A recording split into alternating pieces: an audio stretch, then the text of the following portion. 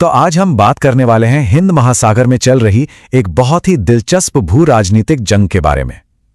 ये एक ऐसी शतरंज की बिसात है जहां भूगोल, व्यापार और सैन्य शक्ति सब कुछ दांव पर लगा है। तो इस पूरी कहानी को समझने के लिए चलिए एक बहुत ही अहम सवाल से शुरू करते हैं। एक ऐसा सवाल जो बीजिंग के बड़े बड़े रणनीतिकारों को शायद रात में सोने नहीं देता होगा। और इसी मुश्किल को नाम दिया गया है मलक्का दुविधा का।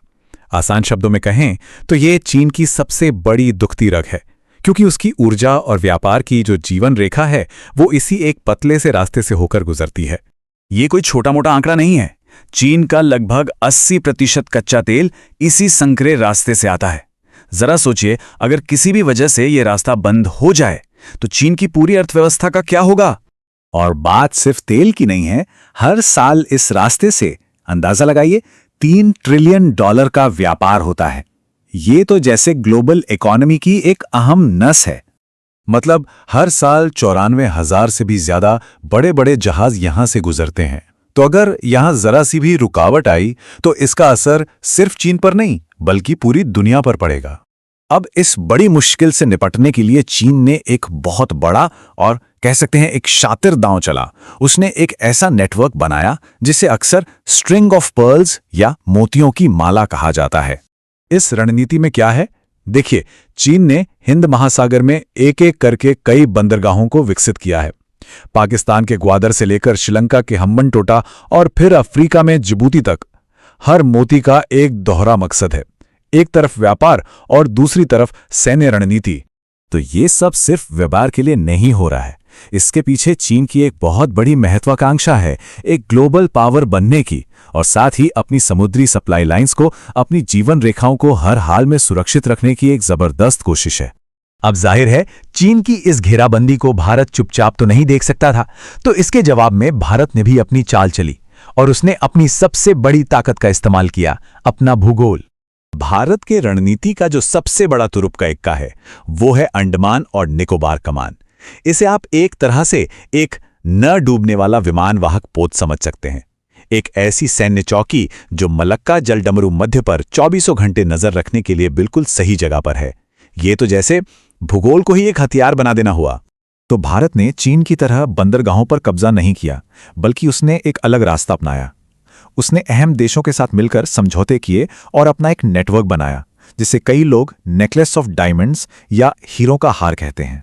तो यहां हमें दो बिल्कुल अलग अलग रणनीतियां देखने को मिलती हैं, है ना। एक तरफ चीन है जो कर्ज और कब्जे के मॉडल पर चलकर अपनी ग्लोबल महत्वाकांक्षा पूरी करना चाहता है, और दूसरी तरफ है भारत जो साझेदारी और आपसी पहुंच के जरिए अपने इलाके की हिफाजत करना चाहता है। चलिए, अब ये तो हुई कागजी रणनीति की बात। अब देखते हैं कि ये शतरंज का खेल असल में जमीन पर या कहें कि समंदर में कैसे खेला जा रहा है। देखिए, मिलान, कवच और सिटमिक्स जैसे बड़े बड़े नौसैनिक अभ्यास जो हो रहे हैं, ये सिर्फ रूटीन ट्रेनिंग नहीं है। ये असल में भारत की बढ़ती ताकत और उसकी कूटनीति का एक खुला प्रदर्शन है। और बात सिर्फ सैन्य अभ्यास तक सीमित नहीं है। जमीन पर भी भारत अपना अब तक का शायद सबसे बड़ा दांव चल रहा है, द ग्रेट निकोबार प्रोजेक्ट। इस प्रोजेक्ट का मकसद क्या है? इसका मकसद है इन द्वीपों को एक बहुत बड़े रणनीतिक और आर्थिक हब में बदल देना, ताकि मलक्का जलडमरू मध्य पर भारत की पकड़ हमेशा के लिए एकदम पक्की हो जाए। लेकिन इस पूरे खेल का जो सबसे अहम मुकाबला है ना, वो शायद पानी की सतह पर हो ही नहीं रहा है। वो लड़ा जा रहा है समंदर की खामोश गहराइयों में। जी हां, हम बात कर रहे हैं पानी के नीचे की जंग की। ये एक तरह का चूहे बिल्ली का खेल है, जहां एक छोटी सी गलती भी बहुत भारी पड़ सकती है। ये रेस बहुत दिलचस्प है। एक तरफ चीन अपनी पनडुब्बियों को और भी ज्यादा खामोश और अदृश्य बनाने के लिए समुद्र के तल का पूरा नक्शा तैयार कर रहा है, तो दूसरी तरफ भारत हवा से ही इन छिपी हुई पनडुब्बियों का शिकार करने की अपनी ताकत को लगातार बढ़ा रहा है। तो इन सारी चालों और जवाबी चालों के बाद आज ये दोनों खिलाड़ी इस भू राजनीतिक शतरंज की बिसात पर कहां खड़े हैं? देखिए, नतीजा ये है कि एक बहुत ही तनावपूर्ण संतुलन बना हुआ है।